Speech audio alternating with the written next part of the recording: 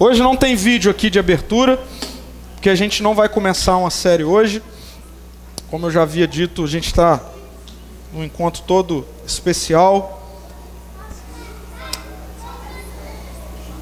Eu queria, mais uma vez, agradecer muito aquele que, se você está vindo aí pela primeira vez, conhecer a gente, muito legal ter você com a gente.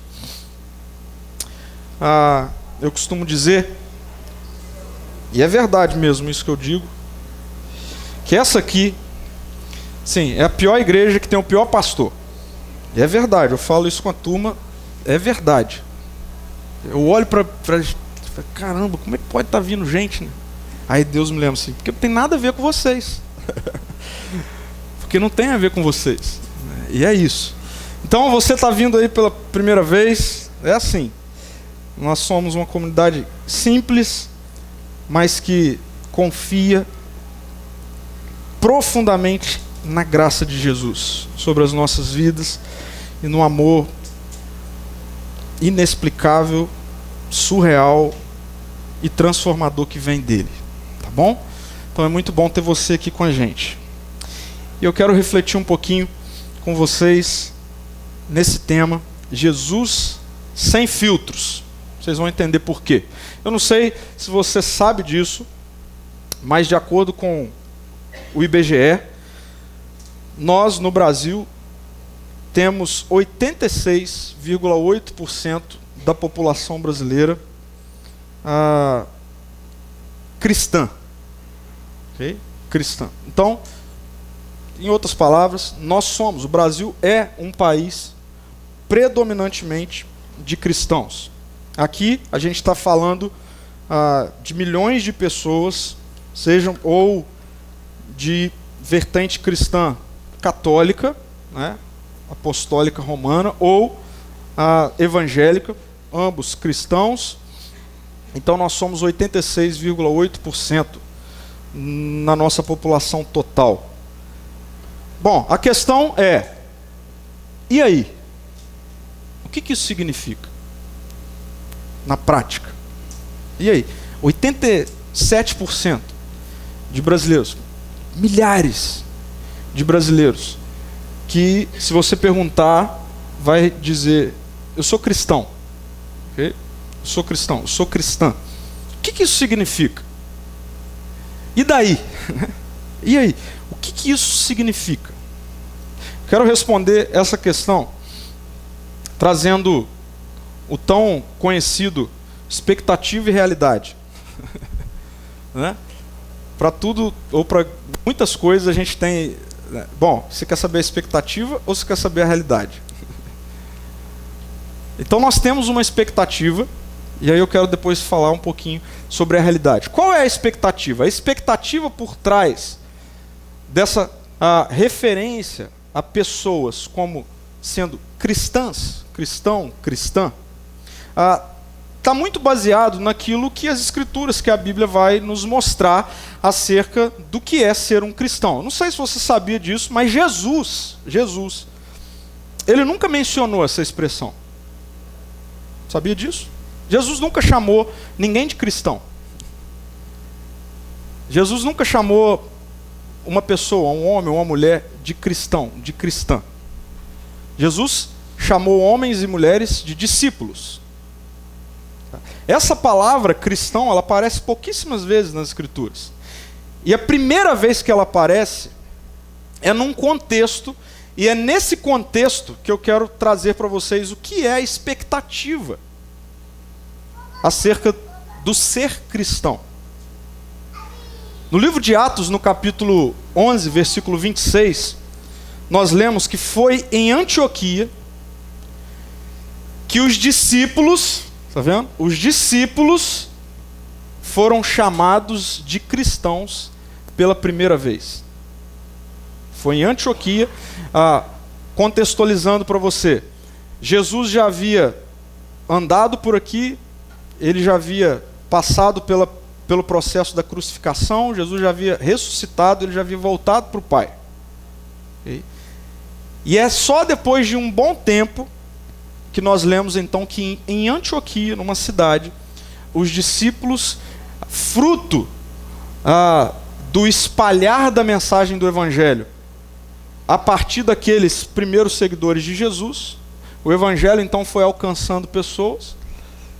E aí, num determinado contexto, nós encontramos essa palavra. Alguém chamou aqueles discípulos de Jesus de cristãos. Por quê? Por que que isso acontece? Por que que isso aconteceu? Isso aconteceu porque era inevitável não perceber um discípulo de Jesus. Agora, em qual contexto? Não porque eles se vestiam diferente de todo mundo, não porque eles falavam diferente de todo mundo, mas porque eles eram iguais a Jesus. E a palavra cristão, ela significa, literalmente, pequeno Jesus, pequenos Cristos. Na verdade, essa palavra ela surge até mesmo com uma conotação de chacota. Como se fosse assim, ah lá, vem o pequeno Jesus. Mal sabiam eles que isso era um tremendo de um elogio.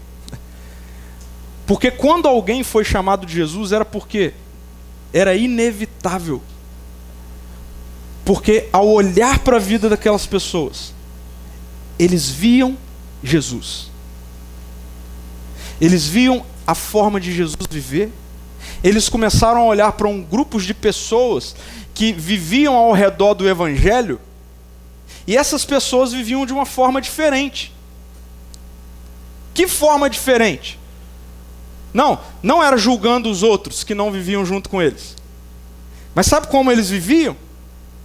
À medida em que o Evangelho alcançava a vida deles, eles não eram egoístas numa sociedade egoísta. Os homens casados tratavam as mulheres de uma maneira que a sociedade da época não tratava. Os maridos não tratavam as esposas. As mulheres esposas se relacionavam com os maridos numa dinâmica totalmente diferente do que era o contexto da época. Os senhores, ou seja, aqueles que tinham negócios, tratavam os seus funcionários, os seus servos, numa dinâmica radicalmente diferente do que era visto no contexto de Roma. Os servos trabalhavam numa realidade muito diferente do que todos os outros servos que não conheciam a Jesus. A vida deles refletia a vida de Jesus. Era inevitável. Quando eles andavam pelas ruas da cidade, quando eles iam no shopping, quando eles iam na praia, quando eles iam num restaurante, o cheiro de Jesus passava. E essa é a expectativa que Jesus, o Cristo, tem para com os cristãos da nossa época. A mesma. Sabe o que deveria significar ser cristão? Ser cristão deveria significar ser como Jesus. Viver como Jesus.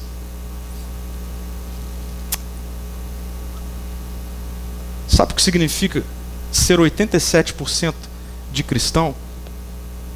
Significa que o nosso país já era para ser radicalmente diferente do que ele é.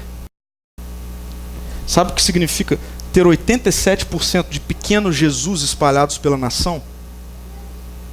Significaria não existir mais pobreza, desigualdade, desonestidade. Porque a gente está falando de milhões de pequenos Jesus. Significa que as pessoas que não conhecem a Jesus olhariam para os cristãos e a pergunta seria: como que eu faço para ser assim? E não, eu não quero ser assim. E aí, infelizmente, a gente precisa olhar para a realidade. E a realidade é, ser cristão no século 21, no nosso país, em Vila Velha, se tornou sinônimo de ser religioso. A diferença que é da religião cristã. com pouca, por mais triste que isso seja, ou nenhuma aplicação ou interferência na vida. Isso é triste, mas é assim. Mas como que você tira essa conclusão?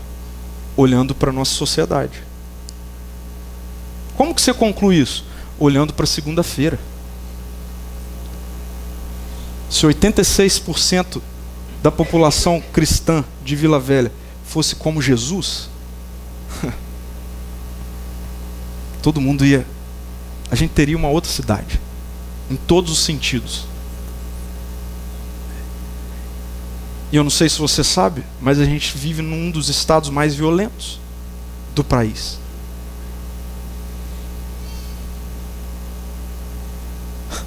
Eu olho para esses dados crescentes de uma fotografia má, e eu me deparo com dados crescentes do cristianismo, e eu entro em desespero, porque tem alguma coisa errada. Não tem como o cristianismo crescer e a maldade crescer. Lê a Bíblia. Você vai ver que onde Jesus chegava, havia um impacto transformador. E você continua lendo a Bíblia, e você vai ver que onde os discípulos de Jesus chegavam, há um impacto transformador. Num determinado momento desse avanço da igreja, narrado no livro de Atos, a gente vai ler que estava chegando, o evangelho estava se alastrando através dos discípulos, ok? Da vida deles. E chega num determinado lugar que a maneira como alguém daquela cidade se refere a esse grupo que está chegando, falando para outra pessoa, é: aqueles que estão abalando o mundo chegaram. Aqueles que estão transformando o mundo chegaram. Eu fico pensando e orando: Senhor, o Senhor não mudou. Seu Espírito é o mesmo. E a minha oração tem sido: Jesus, desse pequeno grupo de pessoas que tem se reunido ali todo domingo, que na segunda-feira, onde eles chegarem, seja Jesus chegando. Aqueles que transformaram o mundo estão chegando. Agora, por que isso não é assim? Por que não é essa? Por que a realidade é muito diferente, discrepante da expectativa? Por quê? Por que os nossos jovens entram na faculdade e são sucumbidos por vãs filosofias das mais variadas? Não é culpa do jovem. Não. Por que as pessoas não veem mais sentido no Evangelho? Sabe por quê? Porque eu creio que Jesus tem sido filtrado. Sabe, hoje você tira uma foto e você consegue filtrá-la, né? Você tira uma foto e você consegue transformar ela em outra foto. Você consegue dar uma maquiada aqui, outra colar, para ela ficar de um jeito. Pois é isso que estão fazendo com Jesus. Jesus na nossa sociedade tem vários filtros. E aí, você olha nas escrituras e você fala: mas não é a mesma coisa. Mas é muito diferente. Eu creio que seja isso que está acontecendo. E nessa noite, nessa breve reflexão, eu quero conversar com vocês sobre isso. Quais são os filtros que estão colocando sobre Jesus? Eu creio, a gente pode listar vários, mas eu queria resumir em dois. Em dois filtros que está sendo colocado sobre Jesus. Primeiro, é a apresentação da figura de um Jesus popstar. De um Jesus celebridade. De um Jesus que se tornou, no nosso contexto, chique falar que é cristão. É chique ser 100% Jesus. Está na moda. Por incrível que pareça, está na moda. Falar que é cristão, seja católico, seja evangélico, está na moda falar que é cristão. Mas como esse Jesus tem sido apresentado? Esse da popularidade? Simplesmente a partir de uma ideia filosófica. É uma ideia. Com vários insights legais, com vários ensinamentos bacanas. A gente pode sentar e ficar horas discutindo filosofia por meio de Jesus. Né? Como é que isso é? Como que nasceu? Por que isso está assim? É possível a gente fazer debates e debates acerca de Jesus, daquilo que falam que ele ensinou, que não falam que ele ensinou. E aí sabe o que isso tem gerado? Isso tem gerado um Jesus relativo. Nada absoluto. A questão é, bom, você entende Jesus assim, eu entendo do outro jeito. Você entende desse jeito, e está tudo certo. Tudo é relativo. Ok, ele falou isso assim, né? Ou na Bíblia está lá escrito que um dia ele falou isso assim. Mas eu acho que ele falou isso assim e tem a ver com isso. Aí o outro fala, eu acho que isso tem a ver com aquilo. E relativizaram Jesus. Não existe absoluto no século 21. Não existe verdade. Verdade é aquilo que para você é. A minha verdade é aquilo que para mim é. Então vamos pegar Jesus, e eu consigo encaixar Jesus no que eu acho que seja verdade, você encaixa no que você acha que é verdade, e está tudo certo. Somos cristãos.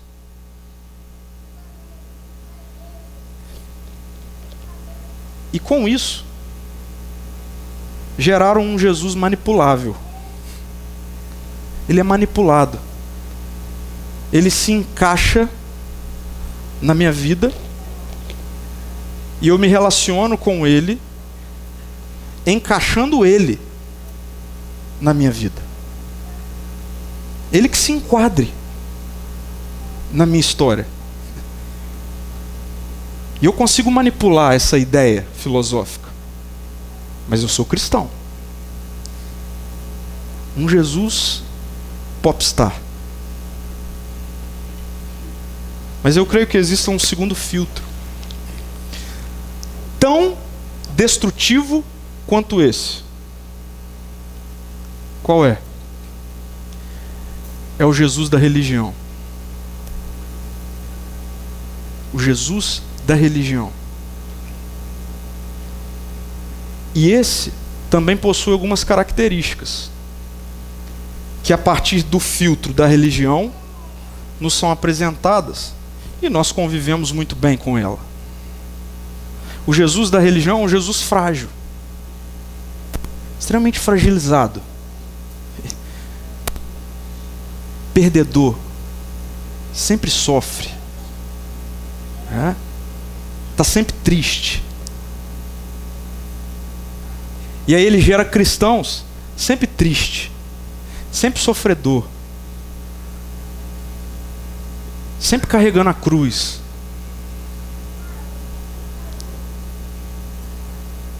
É um Jesus inacessível. Ele está sempre longe. Aliás, se existe algo difícil no filtro da religião, é você alcançar Jesus. Você nunca consegue.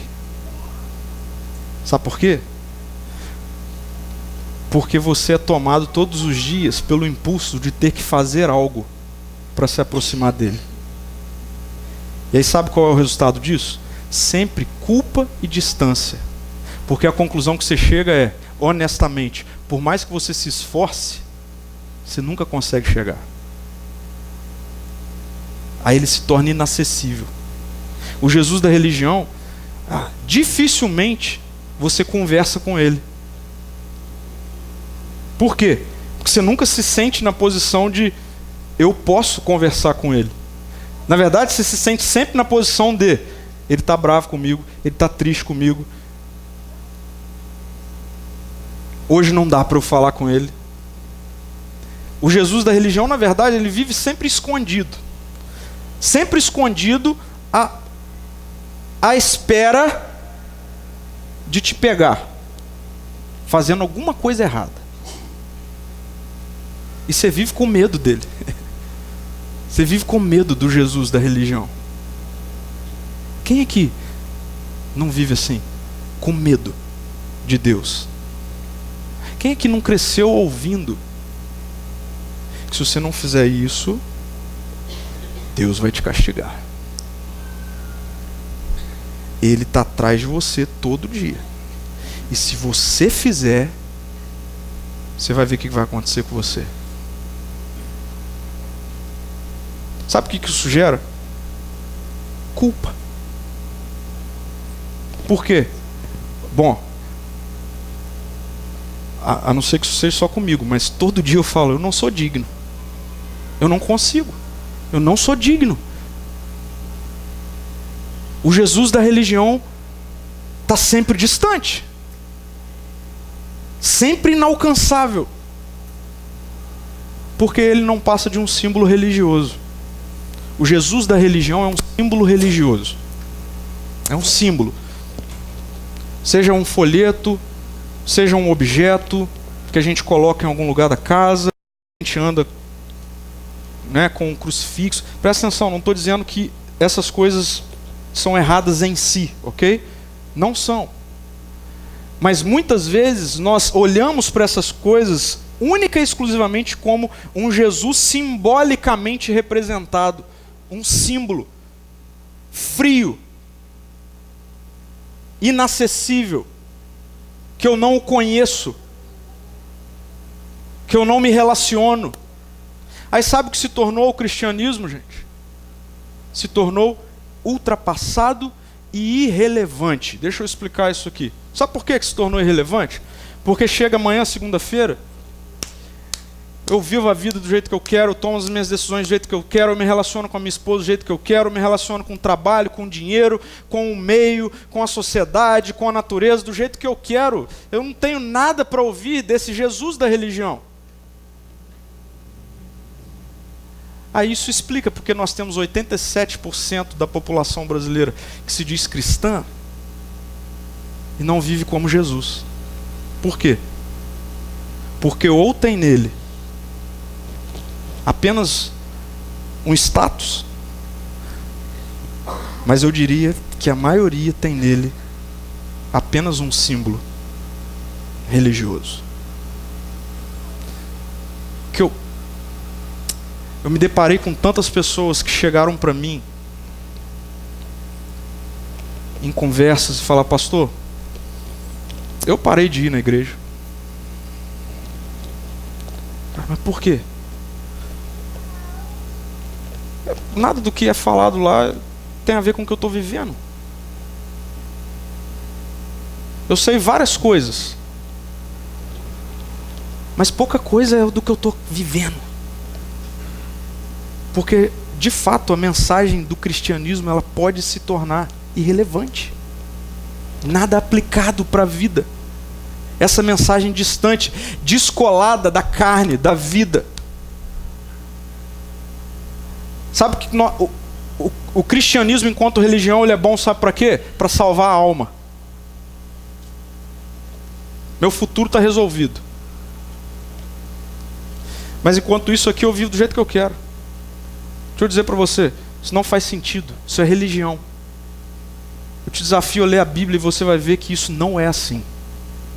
Em lugar nenhum, o cristianismo, o evangelho, é apresentado como um escapismo da vida real ou como algo que resolve o seu futuro enquanto você vive do jeito que você quer no seu presente. Do jeito que você quer. Ele é totalmente irrelevante da sua vida. Totalmente irrelevante. E aí, a gente precisa resolver essa situação, né? Como é que a gente resolve isso? Então, simplesmente eu diria, a gente precisa ver um Jesus sem filtro. Sem o filtro da popularidade, sem o filtro da religião. O que a Bíblia fala sobre Jesus, sem filtro, sem espaço para interpretação. Obviamente a gente tem vários textos da Bíblia Sagrada que apontam para Jesus. Óbvio, ele é a centralidade das Escrituras. Seja no Antigo Testamento, seja no Novo Testamento, tudo aponta para Jesus. A gente tem vários textos falando sobre Jesus. Nós temos 4 evangelhos que narram a vida de Jesus enquanto ele esteve encarnado, ok? Aqui. Então eu poderia ter muitos textos para falar sobre Jesus, mas ao longo dessa semana, orando, refletindo, pensando um pouquinho nesse tempo, eu gosto muito da maneira como o apóstolo Paulo, numa das suas cartas, em Colossenses, ele vai falar sobre um Jesus sem filtro. Eu queria ler com vocês esse texto que se encontra em Colossenses 1, do capítulo 15, até o versículo 22. Capítulo 1, do versículo 15 ao 22. Vejam, ele começa assim, do 15 ao 17. O Filho, está falando de Jesus, é a imagem do Deus invisível. É supremo sobre toda a criação. Pois por meio dele, todas as coisas foram criadas, tanto nos céus como na terra. Todas as coisas que podemos ver e as que não podemos ver, como tronos, reinos, governantes e as autoridades do mundo invisível. Tudo foi criado por meio dele e para ele. Ele existia antes de todas as coisas. E ele mantém tudo em harmonia. A primeira face de Jesus sem filtro que eu quero trazer para vocês e que eu vejo nesse texto aqui: Jesus é Deus. Jesus é Deus. Ele é 100% Deus, divino, poderoso. Ele é Rei dos reis e Senhor dos senhores. Jesus, ele é a revelação plena de quem Deus é. É isso que o apóstolo Paulo está falando aqui. O Filho é a imagem do Deus invisível. Tudo que existe foi criado por meio de Jesus e para Jesus. Ele está acima de toda e qualquer realidade, de todo e qualquer nome. Ele é Senhor dos senhores. A Bíblia vai dizer que todas as coisas existem e são mantidas em harmonia por meio do poder dele. Ele é Deus. Sabe por que é importante a gente ter esse encontro com essa face de Jesus? Porque Jesus é tudo menos frágil. Esse Jesus apresentado pela religião como um ser frágil, ele inexiste. Jesus não é essa figura frágil e triste que a religião apresenta. Jesus é esse que tem toda a autoridade no céu, na terra, no que é visível e no que é invisível. Ele está acima de todas as coisas. Jesus não é uma moda. Ele é Deus. Jesus não é uma ideia. Ele é Deus. Eu vou dizer, ele não é o Deus dos cristãos, ele é o Deus da história.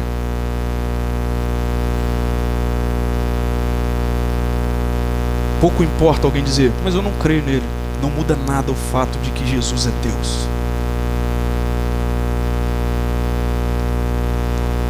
Nada foge das suas mãos.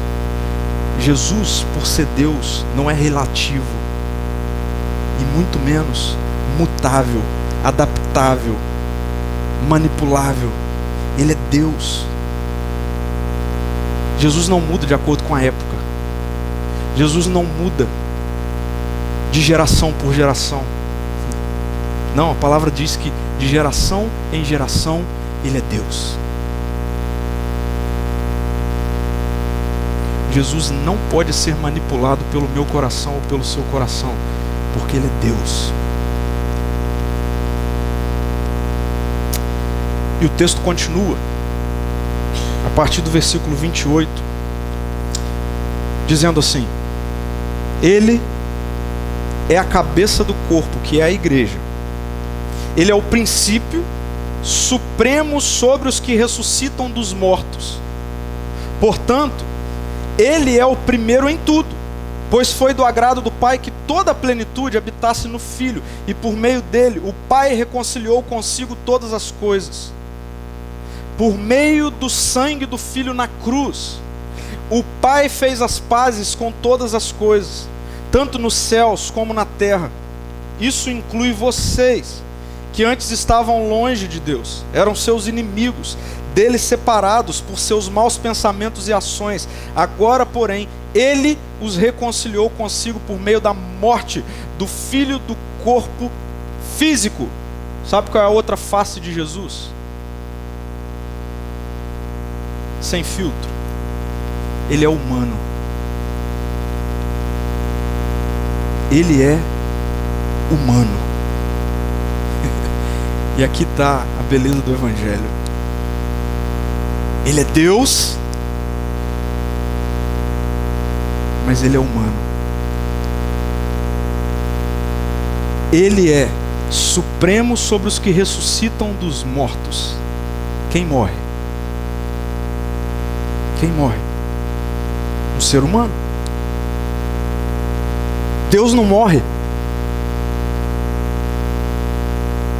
Se Deus morre, então ele não é Deus. Quem morre é um ser humano. O Pai reconciliou consigo todas as coisas por meio da morte do Filho no corpo físico. Ele não é uma ideia, ele não é uma filosofia. Ele é humano. Ele vive. O apóstolo Paulo vai mostrar isso de forma também brilhante em Filipenses, no capítulo 2, versículos 6 e 8, ele diz: embora sendo Deus, ele está falando de Jesus, embora sendo Deus, não considerou que o ser igual a Deus fosse algo a que devesse se apegar, em vez disso esvaziou a si mesmo, assumiu a posição de escravo e nasceu como um ser humano. Quando veio em forma humana, humilhou-se e foi obediente até a morte, e morte de cruz. Deixa eu chamar a sua atenção para uma coisa aqui.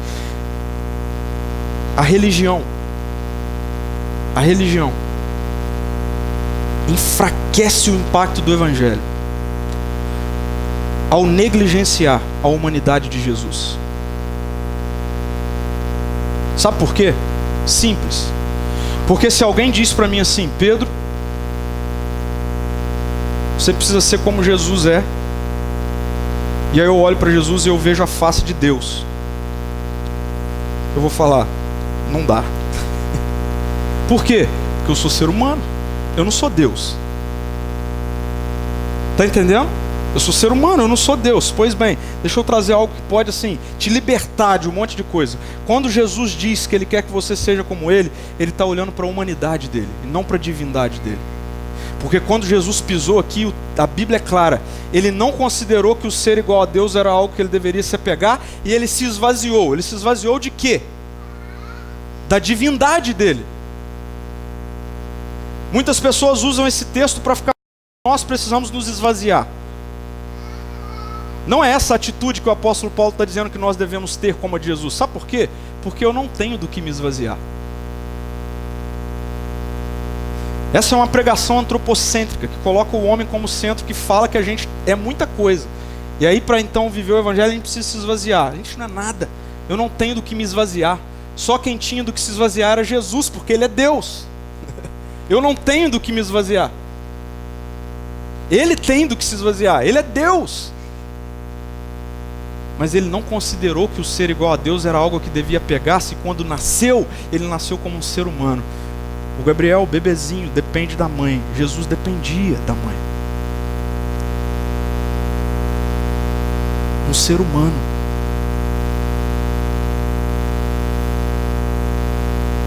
Eu quero trazer duas aplicações da humanidade de Jesus para a minha vida e para a sua vida? Primeiro, Jesus estabelece o padrão de uma humanidade perfeita.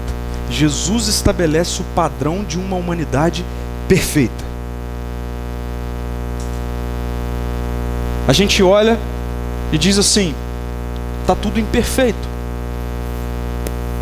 O evangelho, que nós comumente chamamos de cristianismo, nos apresenta um padrão perfeito de humanidade. Quem? Olha para Jesus. Jesus é o padrão perfeito da humanidade. Jesus é 100% perfeito como ser humano. Esse que nasceu como um ser humano, 100% perfeito. Isso precisa impactar as nossas vidas. Agora, a segunda aplicação, que o Jesus da popularidade não fala, que o Jesus da religião não fala, é que esse que é o padrão perfeito, remodela uma humanidade imperfeita. Ele estabelece o remodelamento de uma humanidade imperfeita, por meio do sangue do Filho na cruz.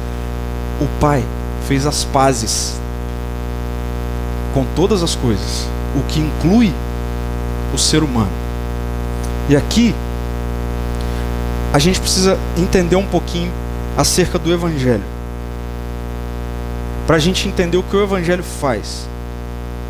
O Evangelho, ele não começa com uma boa notícia, ele começa com uma má notícia, com uma péssima notícia. Qual é a péssima notícia? Parênteses aqui, né? A gente está caminhando com um grupo de pessoas numa jornada de um panorama bíblico de 12 encontros, e essa semana nós falamos sobre a rebelião. E foi fantástico falar sobre a rebelião, porque chegou um momento da nossa aula lá, da nossa conversa, em que estava todo mundo desesperado. Sabe por que estava todo mundo desesperado? Porque a conclusão é: nós somos maus e não há o que a gente faça para ficar bom. A má notícia é que Deus criou uma humanidade perfeita, uma criação boa e perfeita, mas os seres humanos decidiram romper com isso ao dizer para Deus: ok, o Senhor nos criou, nos fez, mas nós queremos ser deuses sobre nós, nós não queremos essa relação de dependência no Senhor, de viver a vida a partir e sobre o seu governo. A gente quer dar conta de fazer isso sozinho, e a humanidade desobedeceu uma ordem de Deus, e a consequência disso foi: todos a partir daí nascem em pecado. Assim, nós fomos enganados de que nós somos bons. Mas eu não sei você, quando eu olho para o meu coração, a conclusão que eu muitas vezes chego é: como eu sou mau, como eu posso pensar nisso, como eu posso querer aquilo, como eu posso ter feito isso, ter falado aquilo. Sabe, a gente costuma brincar que as crianças são uns anjinhos, né? Tira um brinquedo de uma criança, manda uma criança emprestar o brinquedo dela para outra, manda ela dar o brinquedo dela para outra, você vai ver.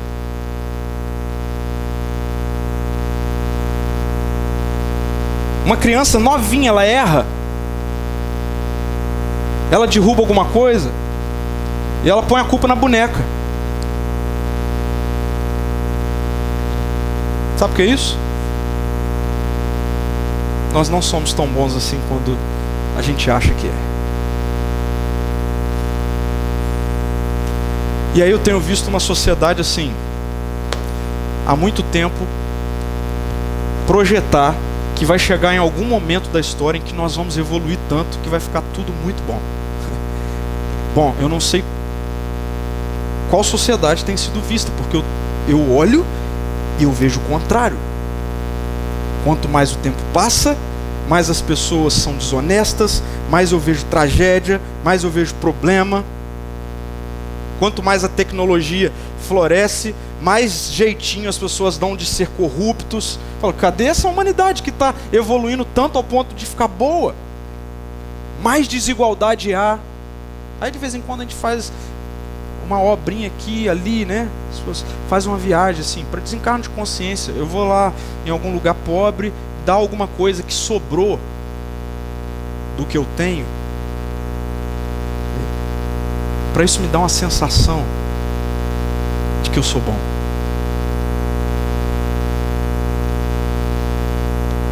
A má notícia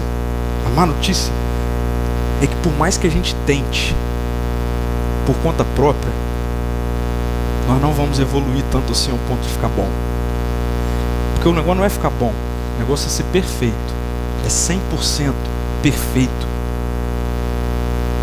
sem corrupção nenhuma, só coisas boas, só perfeição, só plenitude. Quem aqui pode dizer assim, eu sou assim, eu já cheguei nesse patamar aí? Quem pode dizer? Ninguém pode dizer.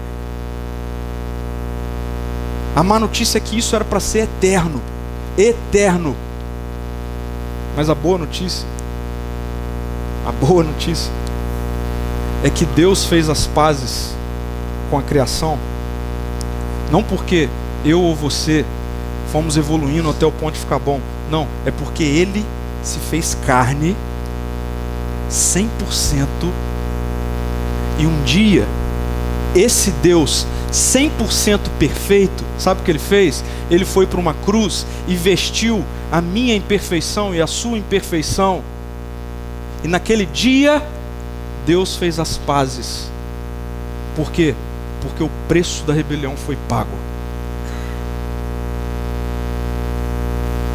Só um ser humano 100% perfeito poderia pagar o preço da rebelião. Sabe por que que quando Jesus morre um ser humano? Porque quem cai é um ser humano.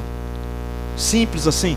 Se você ler Gênesis 3 e você vai ver o relato da queda, é a humanidade que cai, é a humanidade que desobedece, não é um Deus que desobedece. Portanto, para pagar o preço da rebelião, precisa de um ser humano morrer. A gente pode ficar tentando, mas quem aqui pode chegar diante de Deus um dia com o seu currículo e falar assim: Deus, eu mereço estar aqui.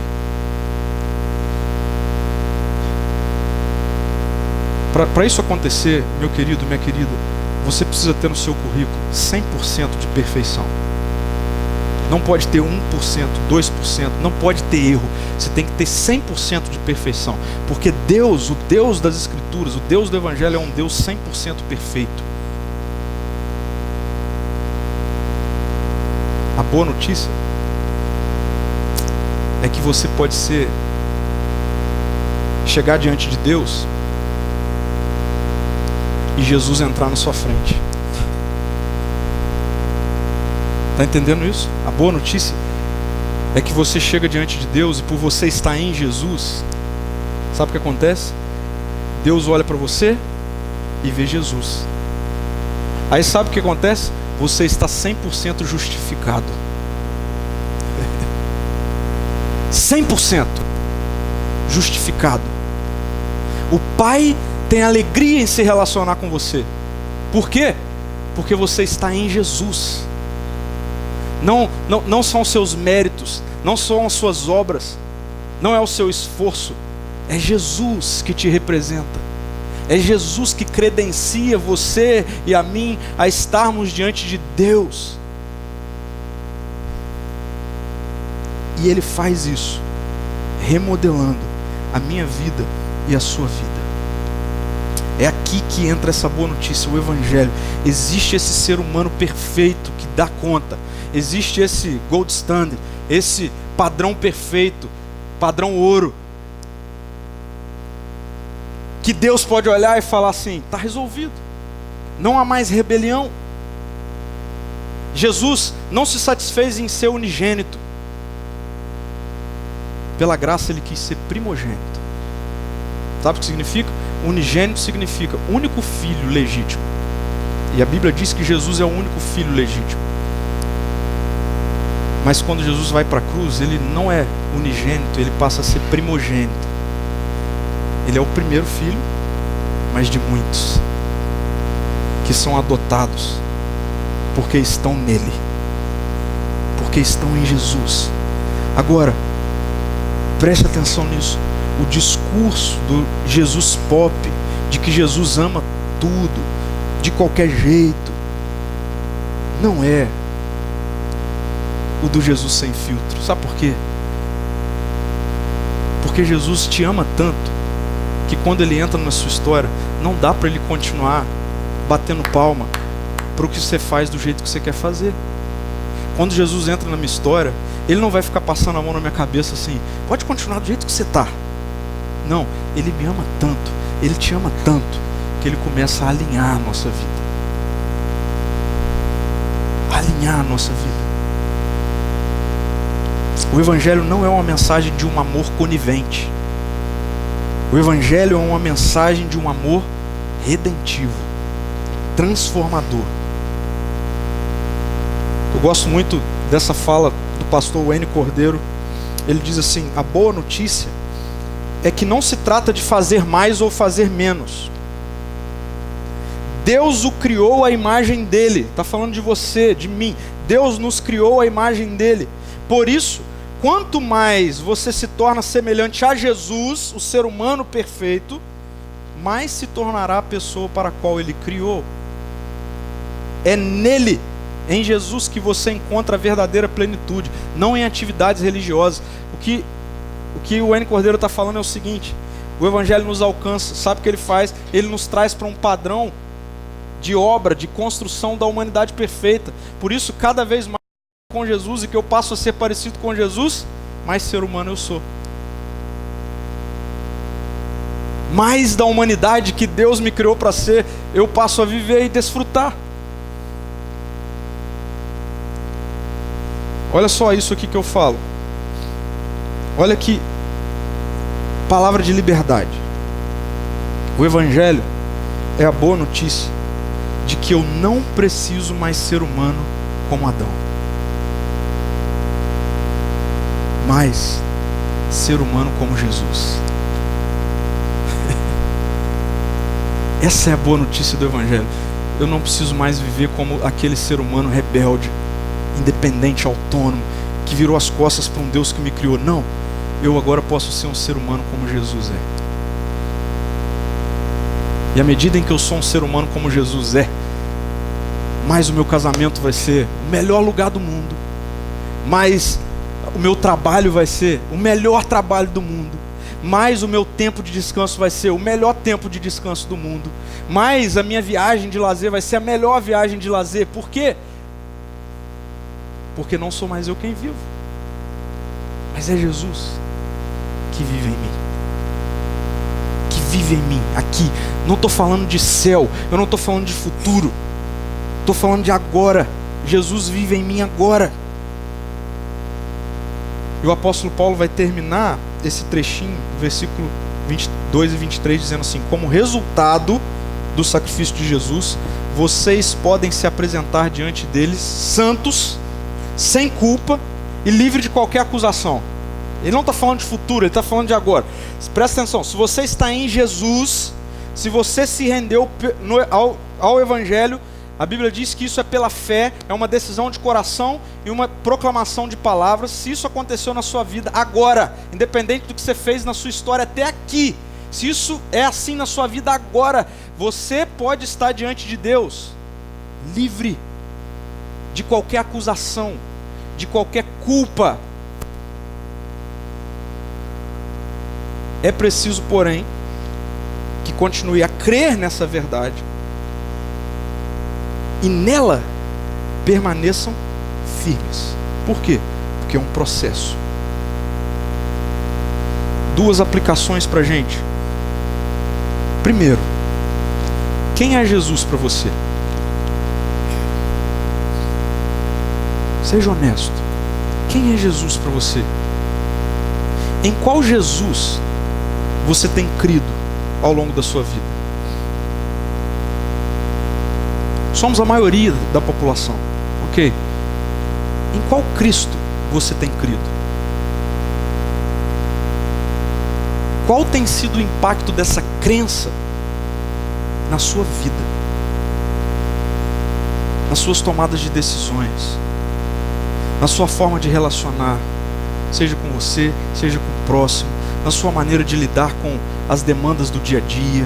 Qual tem sido o impacto de você dizer que é cristão na sua segunda-feira? Segunda-feira, amanhã. Quando você vai para uma reunião, quando você vai para uma sala de aula, quando você vai se relacionar com pessoas. Qual é o impacto de ser cristão que tem na sua vida? Se você olha para isso e diz, eu estou salvo, você não entendeu nada. Porque a maior salvação que o Evangelho traz para mim é me salvar de mim mesmo, da minha carne, e eu poder viver não mais pelas minhas sensações, emoções, desejos, vontades, mas pela vida de Jesus que está em mim.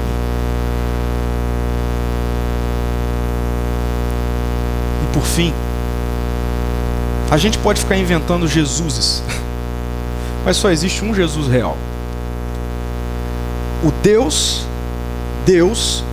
que se faz carne, ser humano, para salvar e remodelar a humanidade imperfeita. Agora preste atenção nisso. Essa verdade nos impacta a partir de uma fé prática, relacional. Esquece esse Jesus distante, esquece. Ele é seu amigo, ele anda com você, é relacional. Converse com Jesus de forma vulnerável. Jesus não se relaciona com você só quando você está feliz. Ele se relaciona com você quando você recebeu uma notícia triste, quando você está chorando, quando você está com sentimentos ruins. O tempo todo se relacione com Jesus. Uma fé relacional, uma fé submissa. Submissa. Não é Jesus que se modela a sua vida, é a sua vida que precisa se modelar a vida de Jesus. Não somos nós as formas, Jesus é.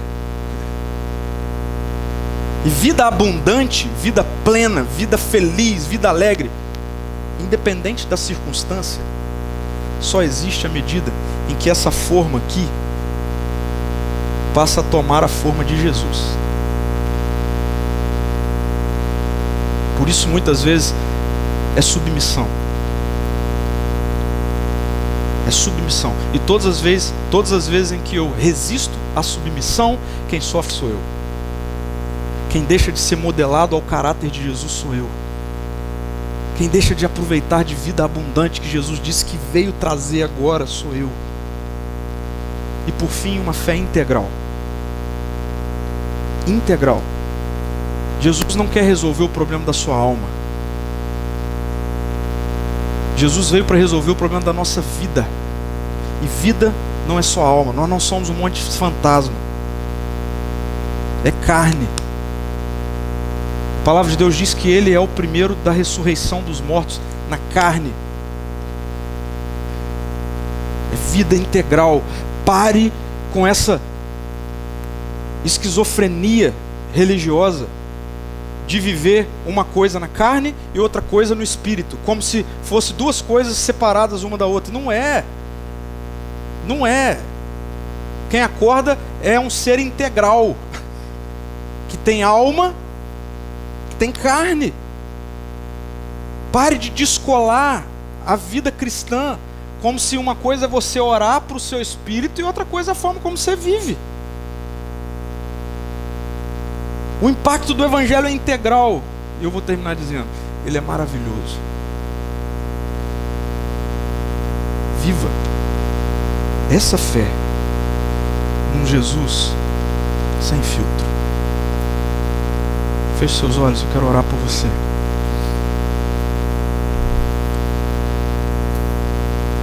Senhor, muito obrigado, porque por mais que a gente tente, por mais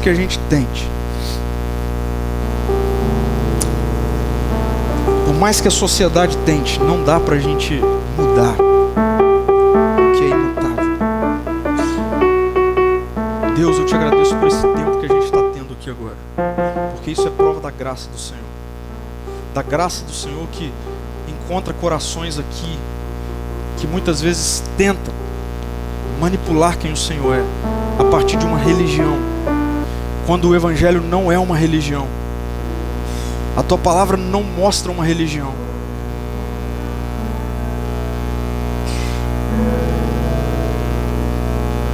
E Senhor, eu quero clamar pelo poder do Teu Espírito, algo que é invisível, para que nessa noite aqui, a partir da exposição da Tua palavra, Teu Espírito possa gerar decisões e transformação no nosso coração e na nossa mente. Decisões, Jesus. Quero pedir por pessoas aqui que até hoje se consideram cristãs, mas não têm nenhum relacionamento com Jesus, que não percebem Jesus, que não se relacionam com Jesus, que não são moldados pela vida de Jesus. Senhor, mostra-nos com Teu Espírito como é bom viver uma vida integral com Jesus. Obrigado pelo perdão, Senhor. Perdão que não veio por conta do nosso esforço ou do nosso mérito, mas por conta da obediência do Cristo, do Teu Filho, que mesmo sendo 100% perfeito, um dia vestiu a nossa imperfeição, tomou o nosso lugar e foi para a cruz. Obrigado pelo sangue do Teu Filho, Senhor. Livra-nos de uma vida que tenta todo dia misturar o nosso suor com o Teu sangue.